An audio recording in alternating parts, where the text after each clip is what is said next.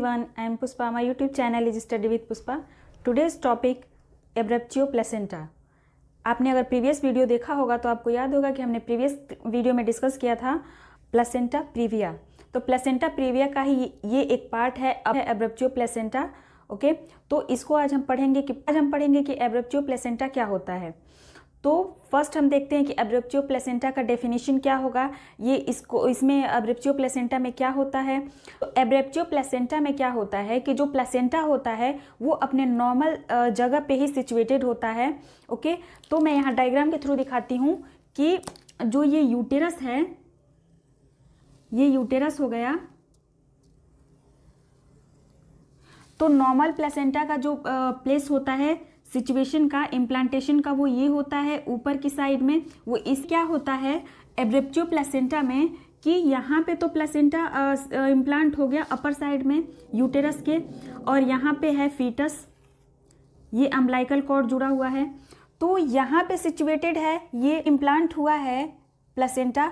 तो इसमें ये क्या होता है कि ये रप्चर हो जाता है, प्रीमेच्योर रप्चर इसमें हो जाता है. तो प्रीमेच्योर रप्चर से मीन्स है कि अभी डिलीवरी नहीं हुई है, बेबी का बर्थ नहीं हुआ है, उससे पहले ही ये रप्चर हो जाता है प्लेसेंटा कभी कभी. तो रप्चर होने के कारण यहाँ से ब्लीडिंग होने लगती है. ये रप्चर होने की वजह से ये ब्लीडिंग होने लगती है, और ब्लीडिंग सर्विक्स से होते हुए वेजाइनल के थ्रू बाहर निकलने लगता है, या फिर इसका डिस्प्लेसमेंट हो जाता है. डिस्प्लेसमेंट मीन्स कि ये इतना यहाँ पे है तो ये थोड़ा सा इसका जगह यहाँ पे खिसक के इधर आ जाएगा, इतना इधर में आ जाएगा ये. तो जब ये जगह अपना प्लेस चेंज करेगा, थोड़ा सा सरकेगा इधर उधर, तो भी ब्लीडिंग होगी, तब भी ब्लीडिंग होगी. तो वही ब्लीडिंग जो है बाहर निकलती है. तो ये होता है एब्रेप्चियो प्लेसेंटा. और ये क्यों होता है, ये सारी चीज़ें मैं कॉजेज़ में बताऊंगी. क्योंकि ये इसलिए होता है कि ये क्यों होता है, ज़्यादा हैवी वर्क करने से जो प्रेग्नेंट वुमन है उसको ज़्यादा हैवी वर्क नहीं करना चाहिए, उसको नॉर्मली थोड़ा रेस्ट करना चाहिए. अर्ली प्रेगनेंसी हर वुमन को रेस्ट करना चाहिए. अगर वो ज़्यादा हैवी वर्क करती है या भाग दौड़ करती है ज़्यादा, तो उसकी वजह से भी ज़्यादा हैवी एक्सरसाइज कर देती है, उसकी वजह से भी ये प्लेसेंटा रप्चर होने के चांसेस होते हैं. तो ये हो गया एब्रेप्चियो प्लेसेंटा. बाकी की चीज़ें जो है वो कॉजेज़ में मैं बता दूंगी. तो है type of abruptio placenta. Type of abruptio placenta. तो एब्रेप्चियो प्लेसेंटा के 3 टाइप्स होते हैं. उसमें फर्स्ट टाइप होता है रिवील्ड, सेकेंड है कॉन्सील्ड, लास्ट वन थर्ड है मिक्स्ड. ओके, तो ये 3 टाइप्स होते हैं एब्रेप्चियो प्लेसेंटा के. तो ये रिवील्ड मीन्स क्या होता है. तो रिवील्ड वो टाइप है जिसमें कि जब ये रिवील्ड में जब प्लेसेंटा यहाँ पे है अपर साइड में इम्प्लांट है, तो वो जब वो रप्चर होता है, प्लेसेंटा जब रप्चर होता है या फिर वो डिस्प्लेस होता है अपनी जगह से दूसरी जगह, थोड़ा सा खिसक जाता है, तब भी ब्लीडिंग होती है. या रप्चर होता है प्लेसेंटा तब भी ब्लीडिंग होती है. तो ये चीज़ आता है रिवील्ड में. तो रिवील्ड एब्रेप्चियो प्लेसेंटा में रिवील्ड जो टाइप है ये कॉमन है, क्योंकि जब प्लेसेंटा का डिस्प्लेसमेंट होगा तब भी ब्लीडिंग होगी, और रप्चर होगा तब भी ब्लीडिंग होगी. तो ये सारी चीज़ें आती हैं रिवील्ड में. इसमें नेक्स्ट है कॉन्सील्ड में. क्या होता है कि ये जो प्लेसेंटा है ये रप्चर तो होता है, बट हल्का सा रप्चर होता है, जिससे कि इसमें रिवील्ड में था कि ये रप्चर हो गया, डिस्प्लेसमेंट हो गया, तो ब्लड इसमें से ज़्यादा ब्लड नीचे की तरफ ज़्यादा ब्लड इसमें से सिक्रीट होने लगेगा, बाहर निकलने लगेगा. बट कंसील्ड में ऐसा नहीं होता है. कंसील्ड में क्या होता है कि उसमें से हल्का हल्का ब्लड निकलता है, और ड्रॉप करके ब्लड निकलता है, और वो ब्लड बाहर नहीं निकल पाता है. वो यहाँ से वजाइना के थ्रू ब्लड वो बाहर नहीं निकल पाता है. वो ब्लड हल्का हल्का ड्रॉप निकल रहा है, तो वो बाहर नहीं निकल पाता है. वो क्या होता है कि वो एमनियोटिक फ्लूइड में या फिर इस मेम्ब्रेन के बीच में, ये फीटस है यहाँ पे, तो फीटस के बीच और एमनियोटिक फ्लूइड में ही रह जाता है, या फिर मेम्ब्रेन के जो प्लेसेंटा का मेम्ब्रेन है उसके बीच में ही वो ब्लड रह जाता है, बाहर नहीं निकल पाता है. तो ये होता है कॉन्सील्ड में. नेक्स्ट है मिक्स्ड. क्या होता है कि मिक्स्ड में जो ये प्लेसेंटा है यहाँ पे, तो प्लेसेंटा जब रप्चर होता है, तो रप्चर होने के बाद इसमें मिक्स्ड में कुछ ब्लड भी निकलता है, और कुछ प्लेसेंटा के छोटे छोटे पार्ट्स भी कुछ करके इसमें ब्लड के साथ निकलते हैं बाहर. वो होता है मिक्स्ड. ओके, तो ये कंप्लीट हो गया टाइप ऑफ एब्रेप्चियो प्लेसेंटा. इसमें नेक्स्ट है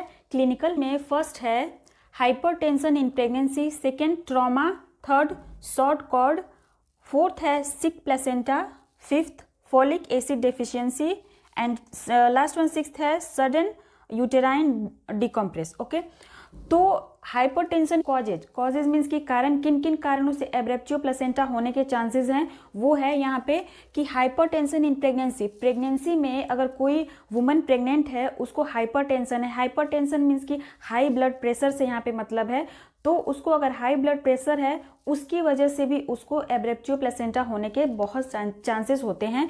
नेक्स्ट है इसमें ट्रॉमा मीन्स कि चोट लगना, या वो गिर गई या कहीं बैठी या लेटी कहीं ऐसी जगह पे जहाँ पे उसको कंफर्ट फील नहीं हो रहा है, डिस्कम्फर्ट जगह पे बैठ गई या कहीं गिर गई या ज़्यादा एक्सरसाइज कर लिया, उसकी वजह से उसको उसके एब्डोमेन पे चोट लगने की वजह से भी ऐसा हो सकता है एब्रेप्टियो प्लेसेंटा। नेक्स्ट है शॉर्ट कॉर्ड से मतलब है यहाँ पे कि अम्बिलिकल कॉर्ड से मतलब है, जो कि यहाँ पे ये यूटेरस है, यूटेरस के अंदर ये प्लेसेंटा है और ये जो कॉर्ड है ये अम्बिलिकल कॉर्ड है और ये है फीटस के अम्बिलिकस में ये अटैच होता है। तो शॉर्ट कॉर्ड से मीन्स है कि जितनी इसकी लेंथ होनी चाहिए, जितनी नॉर्मल लेंथ होनी चाहिए अम्बिलिकल कॉर्ड की, उससे छोटा रह जाता है, उतना बड़ा नहीं हो पाता है। उसकी वजह से कि जब फीटस मूवमेंट करेगा इधर उधर तो इस पर प्रेशर पड़ेगा, प्रेशर पड़ेगा, तो प्रेशर पड़ने की वजह से उसमें खिंचाव होगा एक तरह का, तो वो खिंचाव होने की वजह से भी ब्लीडिंग हो सकती है या प्लेसेंटा का डिस्प्लेसमेंट हो सकता है।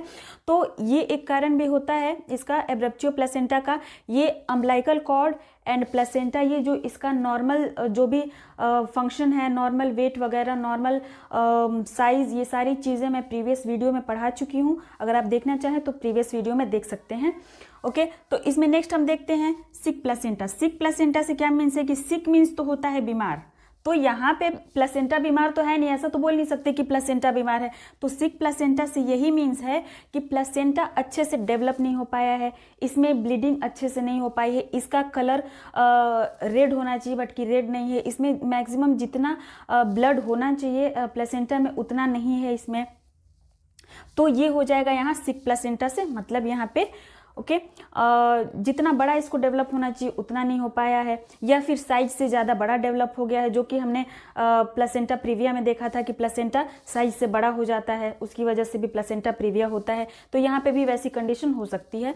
नेक्स्ट है इसमें folic acid deficiency. Folic acid deficiency, अगर प्रेग्नेंट वुमेन में फॉलिक एसिड की डेफिशिएंसी हो जाती है उसकी वजह से भी एब्रेप्टियो प्लेसेंटा हो सकता है। नेक्स्ट है इसमें sudden uterine decompress. Okay, sudden uterine decompress से मीन्स है कि वुमन प्रेग्नेंट है, उसका एब्डोमेन ऐसे फुला हुआ है एकदम, ओके, और जो उसका यूटेरस है वो साइज से बहुत बड़ा हो चुका है।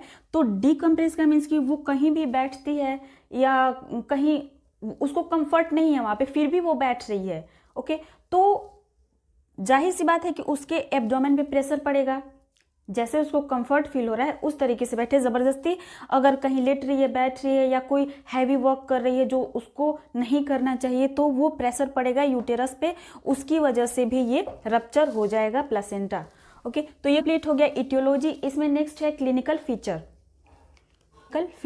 तो क्लिनिकल फीचर्स में 4 पॉइंट्स हैं। फर्स्ट है abdominal discomfort and pain. Next है continuous dark colour bleeding. Third है fetal part can be identified easily, fetal heart sound usually present। Okay, तो इसमें फर्स्ट जो है abdominal discomfort and pen.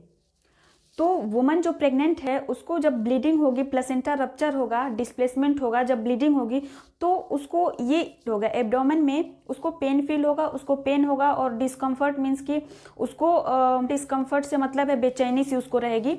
Okay, next है इसमें कंटिन्यूअस डार्क कलर ब्लीडिंग। जो जब रप्चर हो गया है, रप्चर हो चुका है, तो वो लगातार ब्लीडिंग होती रहेगी और जो ब्लड का कलर होगा वो डार्क होगा। नेक्स्ट है इसमें foetal part can be identified easily. जो फीटल पार्ट्स हैं, जो यूटेरस में फीटस है उसके जो बॉडी पार्ट्स हैं वो जब एग्जामिनेशन करने पे, अल्ट्रासाउंड वगैरह कराने पे उसका सारे पार्ट्स जो है आइडेंटिफाई किए जा सकते हैं नॉर्मली। नेक्स्ट है इसमें foetal heart sound usually present. जो बेबी का फीस में जो फीटस होता है उसका हार्ट साउंड प्रेजेंट होता है, यानी कि प्लेसेंटा के रप्चर होने से या डिस्प्लेसमेंट होने से बेबी पे ज़्यादा कोई इफेक्ट नहीं पड़ता है। नेक्स्ट है मैनेजमेंट। तो मैनेजमेंट में क्या क्या हम मैनेजमेंट कर सकते हैं एब्रप्टिव प्लेसेंटा से बचने के लिए? तो इसमें फर्स्ट तो उसकी प्रेग्नेंट वुमेन जो है उसको ब्लीडिंग हो रही है, तो उसमें उसको हम चेकअप करेंगे कि उसको देखेंगे कि उसमें जब ब्लीडिंग उसको हो रही है तो उसके लिए चेकअप कराएंगे कि उसको एनीमिया तो नहीं हुआ है। एनीमिया मीन्स कि ज़्यादा ब्लड लॉस होने की वजह से अगर ब्लड की कमी हो जाती है बॉडी में तो वो एक तो प्रेग्नेंट वुमन जो है उसको रेगुलर हम चेकअप करेंगे, उसका blood pressure and pulse and जो एनीमिया है उसको हम चेक करते रहेंगे कि ज़्यादा ब्लड लॉस उसको ना हो, ब्लड प्रेशर जो है वो नॉर्मल रहे और पल्स भी नॉर्मल रहे। ये सारी चीज़ें हम रेगुलर चेक करते रहेंगे। इसमें नेक्स्ट क्या करेंगे कि उसको ट्रॉमा से बचाएंगे। ट्रॉमा से मीन्स है कि उसको हार्ड वर्क नहीं करने देंगे या हैवी कोई वर्क नहीं करने देंगे। जब ब्लीडिंग हो रही है तो उसको बेड रेस्ट कराएंगे, उसको कोई भी काम नहीं करने देंगे, उसको बेड रेस्ट कराएंगे जब तक कि ब्लीडिंग हो रही है, उसको बेड रेस्ट कराएंगे। और अगर उसको कोई हैवी वर्क नहीं करने देंगे, कोई एक्सरसाइज हैवी नहीं करने देंगे, इन सब चीज़ों से बचाएंगे, क्योंकि इन्हीं सब चीज़ों की वजह से उसको ट्रॉमा के चांसेस हो सकते हैं, ट्रॉमा हो सकता है उसको, यानी चोट लग सकती है उसको। नेक्स्ट इसमें क्या करेंगे कि उसको कॉजेज़ में हमने देखा कि प्रेगनेंसी में जब फॉलिक एसिड की डेफिशिएंसी हो जाती है तब भी एब्रेप्टिव प्लेसेंटा के चांसेस होते हैं। तो हम जब उसका ब्लड लॉस हो रहा है तो उसमें हम उसका ये भी चेकअप करेंगे कि उसको फॉलिक एसिड की डेफिशिएंसी तो उसके बॉडी में नहीं हो रही है। अगर होती है मैनेजमेंट में आ जाती है। मैनेजमेंट का मतलब वही है कि प्रबंध करना, कि इसको हम निगरानी में रखें, देखते रहें कि इसको कोई प्रॉब्लम ना हो। तो ये कंप्लीट हो गया आज का एब्रेप्टिव प्लेसेंटा। मिलते हैं नेक्स्ट वीडियो में नेक्स्ट टॉपिक के साथ। तब तक अपना ख्याल रखिए, खुश रहिए, पढ़ते रहिए। Thank you.